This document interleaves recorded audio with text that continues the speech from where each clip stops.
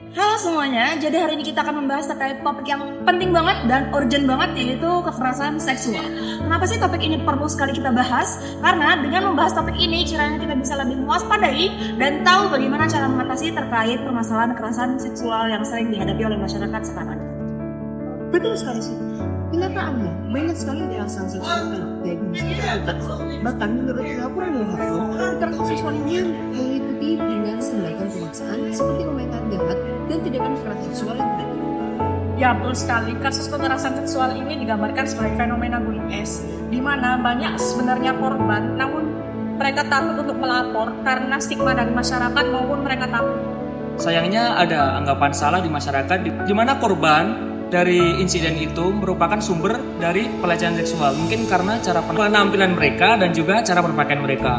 Padahal pelecehan seksual itu tidak melihat kapan, di mana, dan cara berpakaian. Menariknya, penelitian yang dilakukan oleh Koalisi Ruang Publik Aman pada tahun 2018 menyatakan bahwa sebenarnya korban dari pelecehan seksual ini menggunakan pakaian yang tertutup.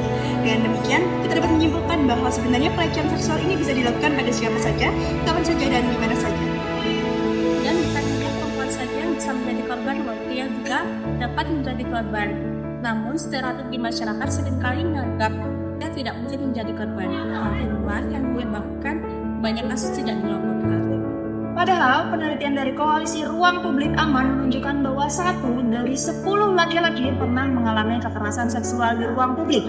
Serta penelitian lain oleh Infit dan IJRS tahun 2020 juga menunjukkan bahwa sebanyak 33,3% laki-laki pernah mengalami kekerasan seksual pula. Sehingga dari sini kita bisa mengetahui bahwa ternyata kekerasan seksual tidak memandang gender dan bisa terjadi antara laki-laki maupun perempuan.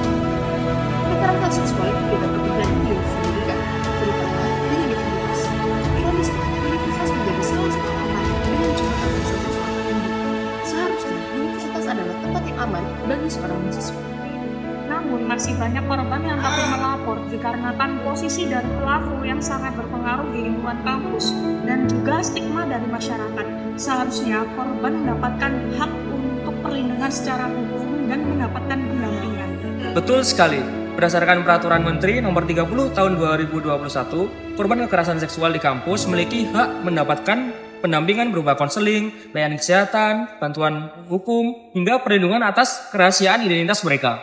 Selain itu, mereka juga memiliki hak untuk menjalani pemulihan yang disediakan oleh kampus, baik berupa fisik maupun psikologis, yang bertujuan untuk membantu mereka dalam proses pemulihan diri.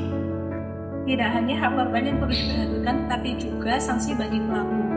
Menurut Permendikbud Nomor 30 Tahun 2021, sanksi bagi pelaku tindak kekerasan seksual dapat dibedakan menjadi 3 tingkat. Yang pertama yaitu sanksi ringan, yang kedua sanksi sedang, yang ketiga sanksi berat.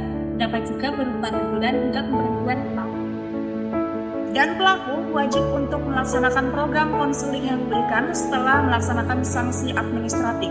Ini menunjukkan bahwa ternyata tindakan tegas bisa diambil atau bahkan wajib untuk dilakukan guna untuk menjaga kenyamanan dan keamanan bersama di lingkungan pendidikan. Sekarang kita tahu, kekerasan seksual dapat terjadi di mana saja, termasuk di kampus.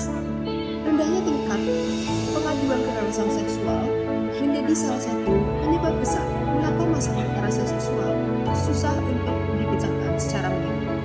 Kurangnya edukasi di masyarakat terkait kekerasan seksual juga semakin membuat stigma korban semakin memburuk di mata masyarakat.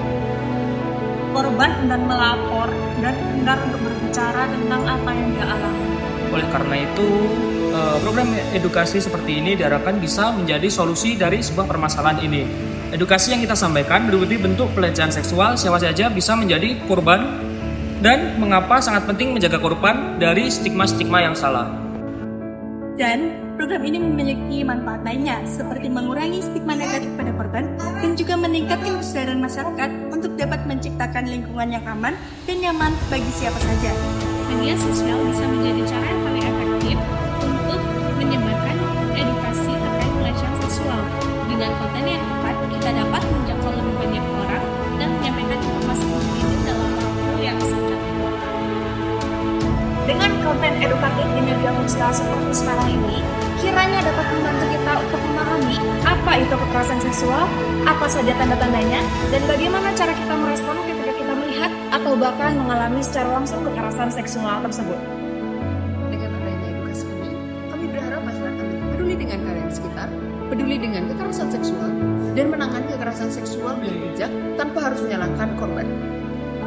Semoga dengan adanya video ini kita semakin peduli, menghormati, dan menghargai serta melindungi orang-orang yang ada di sekitar kita.